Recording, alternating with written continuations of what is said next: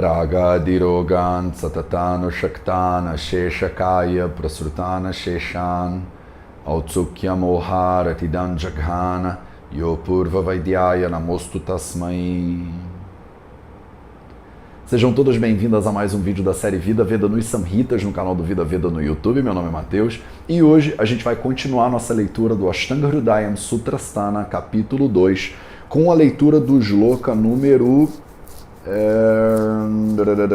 15. Então a gente vai ler só o 15? A gente vai ler só o 15. E o shloka número 15, ele diz o seguinte: Udvartanam kapaharam medasah pravilayanam sthirikaranam manganam tvak prasadakaram param. Então, se na semana passada a gente fechou o assunto de Vyayama, de atividade física, hoje ele vai entrar no assunto que a gente chama de Udvartana. Então, a aplicação de pó medicado na pele. Udvartanam kapaharam medasa pravilayanam. Então ele diz, Udvartana, ele é kapahara, ele acaba com kapadosha, ele diminui, ele mitiga kapadosha. Além disso, ele é medasa pravilayanam. Então vilaya, a palavra vilaya significa dissolver, né? Literalmente. Então medasa vilaya, pravilayanam, ele dissolve a gordura do corpo. Então é uma excelente terapia estética, digamos assim. As pessoas vêm muito aqui para a Índia fazer o Dvartana para perder peso e tal. É muito comum ver pessoas com sobrepeso fazendo o Dvartana para ver se conseguem perder tecido. E o procedimento de Udvartana muitas vezes lembra, se vocês virem um procedimento de drenagem linfática, ele é parecido, né? Ele é contra o movimento dos pelos, né? A direção dos pelos, então de baixo para cima normalmente. A palavra Udva significa na direção para cima, né? Que aponta a direção do movimento que o terapeuta aplica.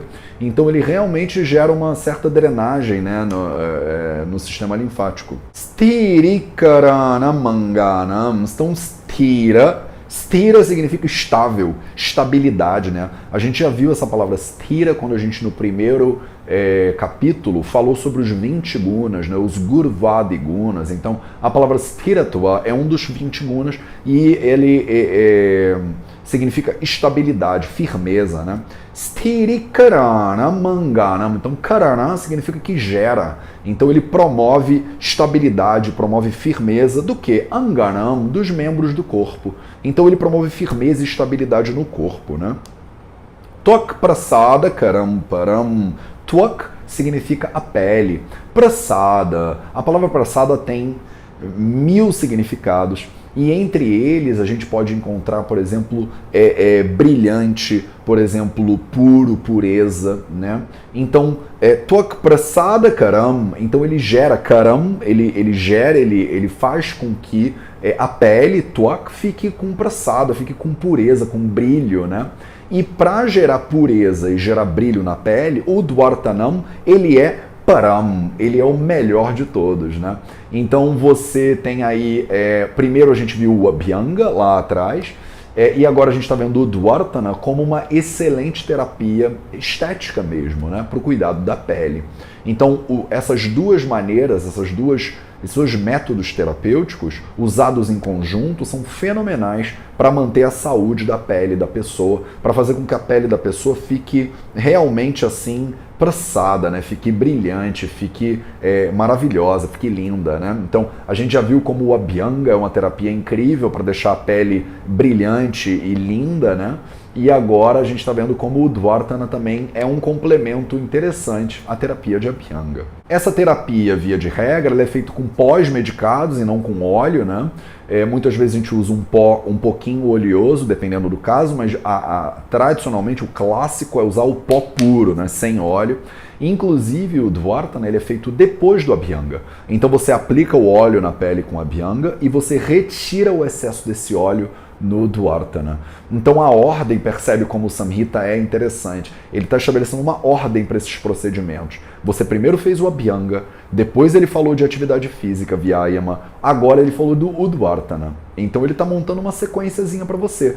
passa o óleo na pele, o óleo morno, deixa o óleo na pele enquanto você faz atividade física, você vai dar uma suada, vai liberar toxina, vai sentir aquela firmeza no corpo, aquilo tudo que o Vyayama gera. Toma cuidado, né? Várias observações sobre cuidados com a Abhyanga, com o Vyayama, com a atividade física. E aí depois que você acabou o Vyayama, você acabou de dar aquela suada boa, você vai fazer o Udvartana. Você vai retirar o excesso de óleo e também de suor com pós-medicados, né? Então esse é o procedimento clássico dentro do Ayurveda. Abhyanga, Vyayama, Udvartana.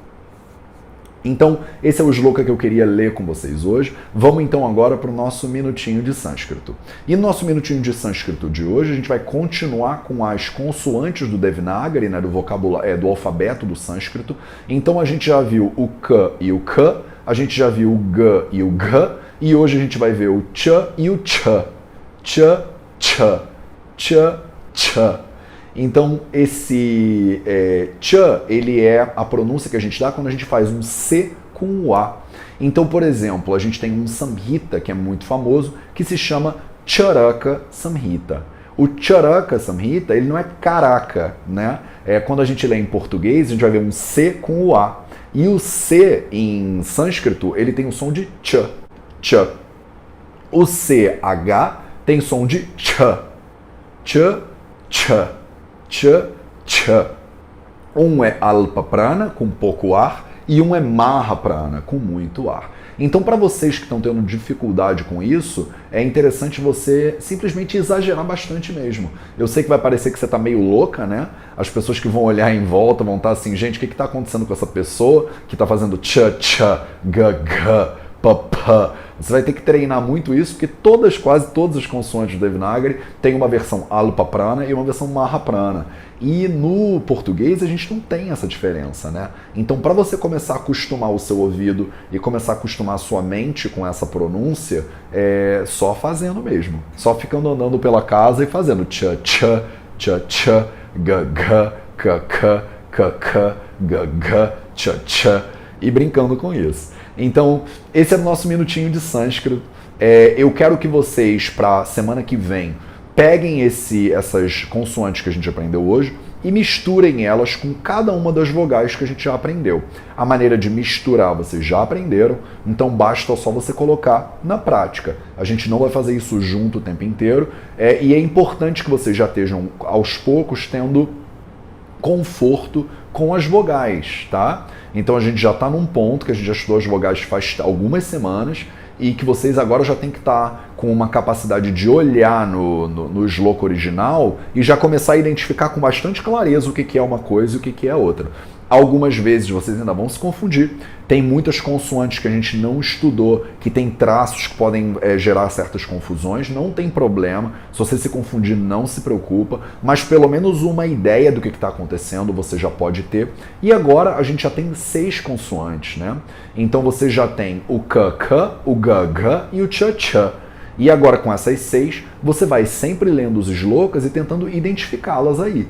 Tá? Esse é o dever de casa de vocês para a semana que vem. Na semana que vem a gente vai aprender mais 2 consoantes. Então repara como a gente está acumulando camadas. Não dá mole, senta, estuda, repete isso, escreve bastante, né? Coloca essas consoantes junto com as vogais equivalentes, com o A e o A, com o I e o I, com o U e o U, com o O e o O, com o E e o I e o R, para você ir se acostumando a olhar essas vogais. Eu deixei algumas vogais de fora, porque elas não são muito usadas dentro dos samhitas ayurvédicos, então, como a gente aqui não está estudando Vedanta, eu achei mais fácil por uma questão de economia, de espaço de memória de vocês mesmo, mas essas aí que a gente está estudando são absolutamente fundamentais. Não dá para pular. Então, hoje a gente conversou um pouquinho sobre Udvartana, nessa terapia que é extremamente essencial no tratamento de doenças de Kapha Dosha e de Medha Dhatu.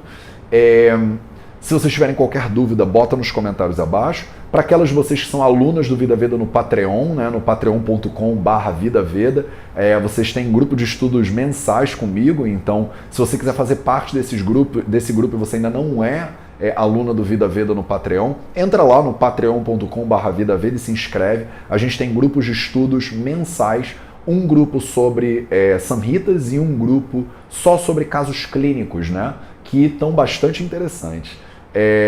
Bom, era isso que eu queria ler com vocês hoje. A gente se vê de novo muito em breve. Muito obrigado pela sua presença e a gente se encontra no próximo vídeo.